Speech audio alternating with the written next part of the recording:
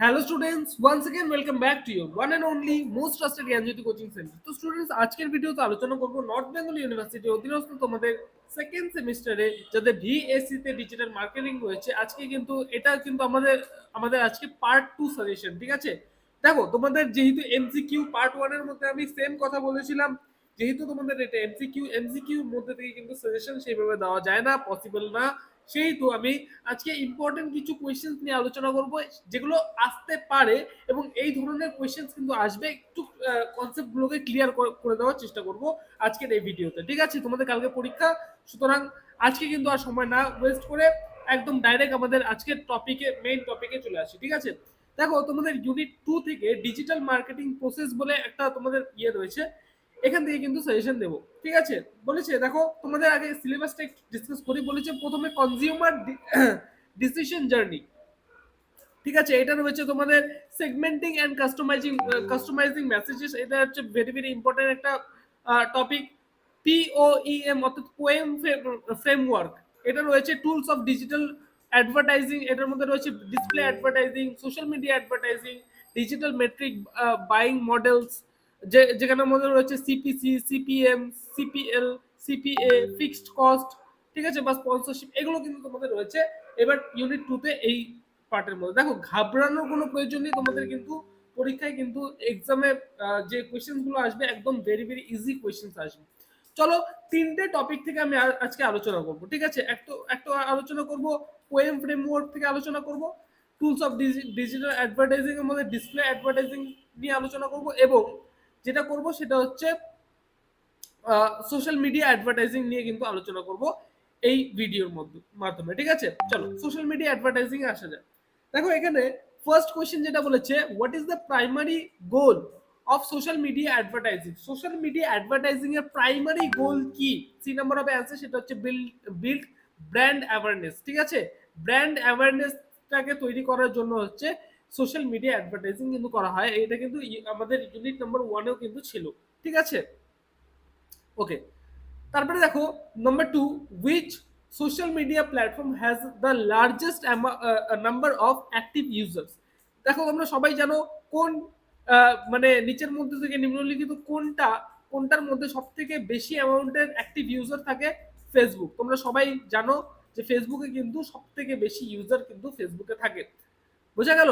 এই যে প্ল্যাটফর্মটা রয়েছে এই প্ল্যাটফর্মে সব থেকে বেশি ইউজার্স কিন্তু থাকে, ঠিক আছে? Number 3, which type of social media advertising allows advertisers to target specific demographics, interests and behavior? D number হবে অ্যান্সার, সেটা হচ্ছে সোশ্যাল মিডিয়া অ্যাডস, ঠিক আছে? দেখো এই সমস্ত এখানে না দেখো সোশ্যাল মিডিয়া অ্যাডভার্টাইজিং যেটা আছে, এখানে শুধুমাত্র কথা বলা হচ্ছে সোশ্যাল মিডিয়া, অর্থাৎ তোমাদের ফেসবুক, ইনস্টাগ্রাম, টুইটার, এই সমস্ত যে সোশ্যাল মিডিয়া প্ল্যাটফর্মগুলো রয়েছে, এই প্ল্যাটফর্মগুলোর দ্বারা যে অ্যাডভার্টাইজিং করা হয়, ধরে নাও তোমার কোনো একটা সংস্থা রয়েছে, তোমার কোনো একটা প্রোডাক্ট রয়েছে, এবং সেই পার্টিকুলার প্রোডাক্টটাকে অ্যাডভার্টাইজ করবে, ঠিক আছে? যেই মাধ্যমে অ্যাডভার্টাইজ করবে সেগুলো হচ্ছে সোশ্যাল মিডিয়া, এটাকে এই কনসেপ্টটাকে বলা হচ্ছে সোশ্যাল মিডিয়া অ্যাডভার্টাইজিং। বোঝা গেল? এবার দেখো আরো একটা জিনিস আছে সোশ্যাল মিডিয়ার অ্যাডভার্টাইজিং এর মধ্যে, আরো একটা জিনিস আসে, সেটা হচ্ছে সিটিআর, অর্থাৎ ক্লিক থ্রু রেট। ধরে নাও তুমি একটা পোস্ট করলে, ধরে নাও তুমি একটা, এটা হচ্ছে তোমার প্রোফাইল এবং তুমি একটা পোস্ট করলে, ঠিক আছে? এই পোস্টের মধ্যে, এই পোস্ট করার পরে কতজন এই পোস্টের মধ্যে ক্লিক করলো সেটাকে বলা হচ্ছে সিটিআর, অর্থাৎ ক্লিক থ্রু রেট। বোঝা গেল? দেখো 4 নম্বর কোশ্চেন রয়েছে, what is the metric measures the percentage of people who takes desired action after seeing a social media ad? 2 নম্বর হবে অ্যান্সার, সেটা হচ্ছে কনভার্সন রেট। ওকে, এই সমস্ত কোশ্চেন্স কিন্তু আমি দিয়েছিলাম আগেও, ঠিক আছে? দেখো 1 নম্বর কোশ্চেনটা ভেরি ভেরি ইম্পর্টেন্ট, 2 নম্বর কোশ্চেনটা ইম্পর্টেন্ট রয়েছে তোমাদের, ফেসবুক থেকে আসতে পারে, ঠিক আছে? এর আগের ইউনিটের মধ্যেও কিন্তু তোমাদের ফেসবুক ছিল, ফেসবুক থেকেও কিন্তু তোমাদের আসতে পারে, তো ভালো মতো পড়ে যাবে এগুলো। Which social media platform is known for its visual content and popular among the young demographics? Instagram হবে অ্যান্সার, ঠিক আছে? ইনস্টাগ্রামে আমাদের রিল দেখে দেখে অভ্যস্ত আমরা, ঠিক আছে? তো ভিজুয়াল কন্টেন্ট সেখানে কিন্তু ডিসপ্লে করা হয়, এবং ইয়াং ডেমোগ্রাফিক অর্থাৎ আমাদের মতো ইয়াংদের যারা, রয়েছে আমাদের এই এজ গ্রুপটাতে, কিন্তু এই যে ইনস্টাগ্রাম, এটা কিন্তু বেশি স্ক্রল করা হয়। ঠিক আছে, চলো। What is the main advantage of using social media advertising? দুই নম্বর হবে অ্যান্সার, সেটা হচ্ছে টার্গেটেড অ্যাডভার্টাইজিং। ঠিক আছে, তার মানে কি, দেখো তুমি তুমি যখন কোনো অ্যাডভার্টাইজিং করছো সোশ্যাল মিডিয়ার মাধ্যমে, সেখানে কিন্তু তোমাদের টার্গেটেড অডিয়েন্সকে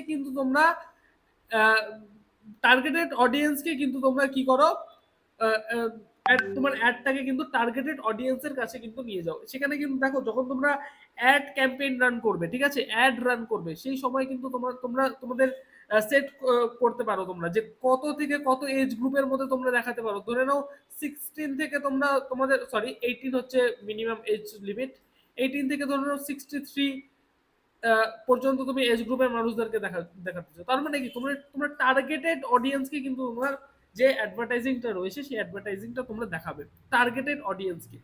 ঠিক আছে, কিন্তু টেলিভিশনের মাধ্যমে বা নিউজ পেপারের মাধ্যমে যখন তুমি অ্যাডভার্টাইজিং করছো, সেই ক্ষেত্রে কিন্তু তোমরা টার্গেটেড অডিয়েন্সের কাছে কিন্তু পৌঁছতে পারছো না। সো এটা হচ্ছে টার্গেটেড অ্যাডভার্টাইজিং হবে অ্যান্সার। বোঝা গেল? এই সমস্ত জিনিসগুলো একটু বুঝতে হবে। What metric measures the total number of time social media ad is displayed? দুই নম্বর হবে অ্যান্সার, সেটা হচ্ছে ইমপ্রেশন। ধরে নাও তোমার হচ্ছে অ্যাড যেটা রয়েছে না, তোমার ধরে নাও তুমি একটা অ্যাড রান করলে, 500 টাকা দিয়ে হচ্ছে একটা অ্যাড রান করলে ফেসবুকের উপর, সেটা ঠিক আছে। এবার ফেসবুক কোম্পানি তোমার যে অ্যাডটা রয়েছে কতজন মানুষের মানে প্রোফাইলে সেটাকে দেখাবে, সেটা হচ্ছে ইমপ্রেশন কাউন্ট করে। ঠিক আছে, which metric measures the total number of time a social media ad is displayed? ঠিক আছে, এই অ্যাপ মানে অ্যাডটাকে কতবার ডিসপ্লে করা হবে, কতজনের ফিডে ডিসপ্লে করা হবে, এইটা কিন্তু মেজার করে কি, impression. Number 9, which social media platform is known for its short 280 character messages? সেটা হবে সি নাম্বার হবে অ্যান্সার, সেটা হচ্ছে টুইটার। এগুলো কিন্তু ভালো মতো পড়বে একটু, হ্যাঁ, এগুলো আমি আগেও দিয়ে রেখেছি, তো সব টাইম ওয়েস্ট করে লাভ নেই, সেই ভিডিওগুলোকে দেখো। ঠিক আছে, এবার আসি সেকেন্ড তোমাদের ইয়েতে, সেটা হচ্ছে প্ল্যান অ্যান্ড স্ট্র্যাটেজি। এখান থেকে মধ্যে রয়েছে segmenting and customizing messages.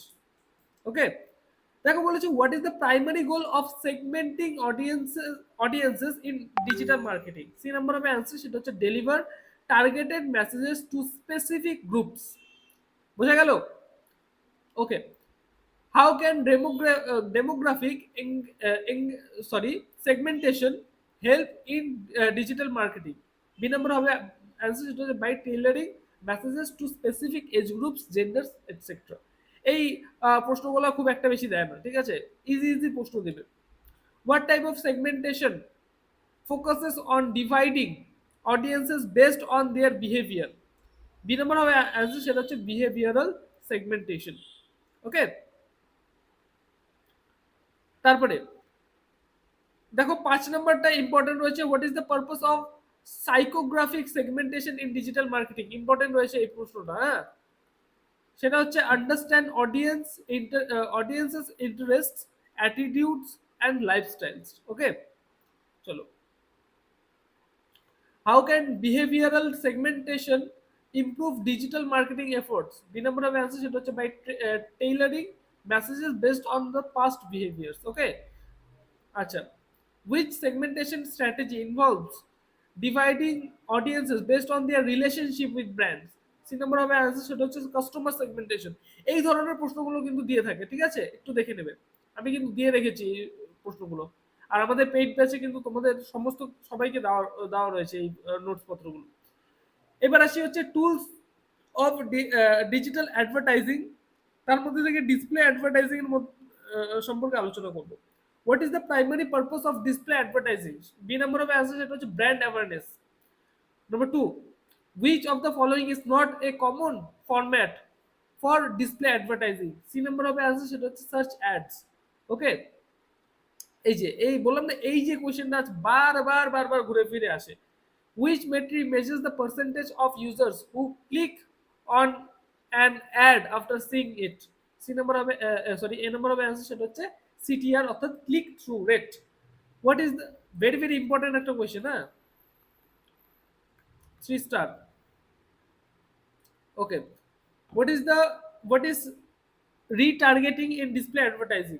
C number হবে অ্যান্সার, সেটা হচ্ছে targeting users who previously visited a website. ঠিক আছে, রিটার্গেটিং।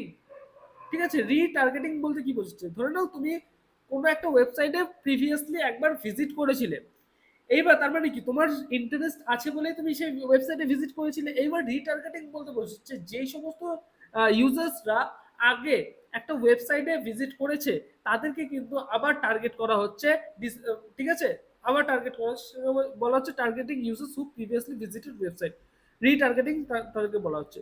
ঠিক আছে, ডিসপ্লে অ্যাডভার্টাইজিং এর মধ্যে রিটার্গেটিং এর মানে যে কনসেপ্টটা, এটা হচ্ছে একটা ইউজার যখন একটা ওয়েবসাইটে ভিজিট করে, ঠিক আছে, আগে ভিজিট করেছিল এবং তারপরে সেই মানে সেই ইউজারটাকে যখন আবার টার্গেট করা হচ্ছে সেটাকে বলা হচ্ছে রিটার্গেটিং। ওকে, তো এই সমস্ত কোয়েশ্চেন গুলো একটু দেখে যাবে। ওকে, which technology allows advertisers to target users based on their demographic location? সেটা হচ্ছে জিপিএস, গ্লোবাল পজিশনিং সিস্টেম। ঠিক আছে, তো এখানের মধ্যে থেকে এই যে এই প্রশ্নটা, which targeting option allows advertisers to display ads to users who have shown interest in specific keywords? D number হবে आंसर, সেটা হচ্ছে keyword targeting.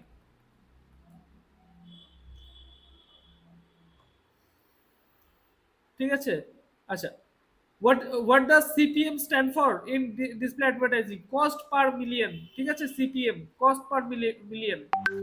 Which targeting option allows advertisers to reach users based on their past online behavior?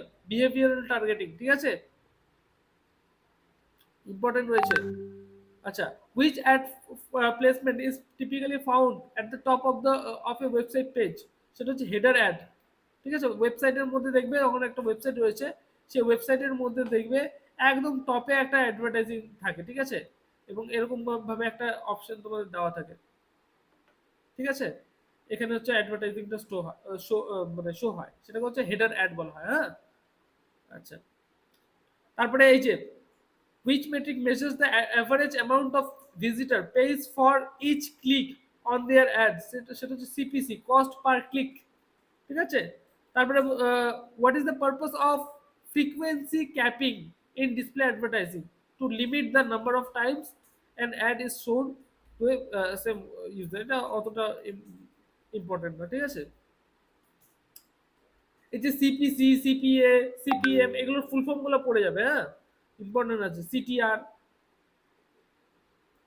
তারপরে which ad format is optimized for mobile devices and appears at the bottom of the screen? সেটা হচ্ছে mobile ads. ঠিক আছে, তো students এই ছিল আমাদের আজকের ভিডিও। এই প্রশ্নগুলো পড়ে যাও এবং এর আগের থেকে আমি কিন্তু অনেক দিন আগে থেকে তোমাদের কিন্তু এই ক্লাসেসগুলো নিচ্ছি, সমস্ত কোয়েশ্চেন্স নিয়ে কিন্তু আলোচনা করছি। তো স্টুডেন্টস পরবর্তী সেমিস্টারে আমাদের সাথে যুক্ত হতে চাইলে অবশ্যই যোগাযোগ করতে পারো জ্ঞানজ্যোতি কোচিং সেন্টারের অফিসিয়াল দুটো হেল্পলাইন নাম্বারে, সেটা হচ্ছে 7076398606 নাম্বার অথবা 6295916282 নাম্বার। এই দুটো নাম্বারে আমাদের সাথে যোগাযোগ করতে পারো। তোমাদের কোর্স ফি কিন্তু কিছুটা তোমাদের ইনক্রিজ কিন্তু করা হবে। আমাদের এই দুটো নাম্বারে কল করে কিন্তু সমস্ত কোয়ারিজ গুলো কিন্তু করতে পারো আমাদের টিচার্সদের কাছে। তো স্টুডেন্টস, দেখা হচ্ছে একটা নতুন ভিডিওতে। এরপরে পার্ট 3 ভিডিও কিন্তু খুব তাড়াতাড়ি নিয়ে আসছি, আজকেই নিয়ে আসবো। চোখ রেখো আমাদের ইউটিউব চ্যানেলটিকে সাবস্ক্রাইব না করে থাকলে অবশ্যই চ্যানেলটিকে সাবস্ক্রাইব করবে, পাশে থাকা বেল আইকনটিকে হিট করতে ভুলবে না, কারণ আমরা এই ইউটিউব চ্যানেলে এই ধরনের কন্টেন্টস কিন্তু তোমাদের জন্য নিয়ে আসতে থাকি। তো স্টুডেন্টস, দেখা হচ্ছে একটা নতুন ভিডিওতে নতুন কোনো টপিকের সাথে। Till then, keep learning, keep exploring. Thank you so much.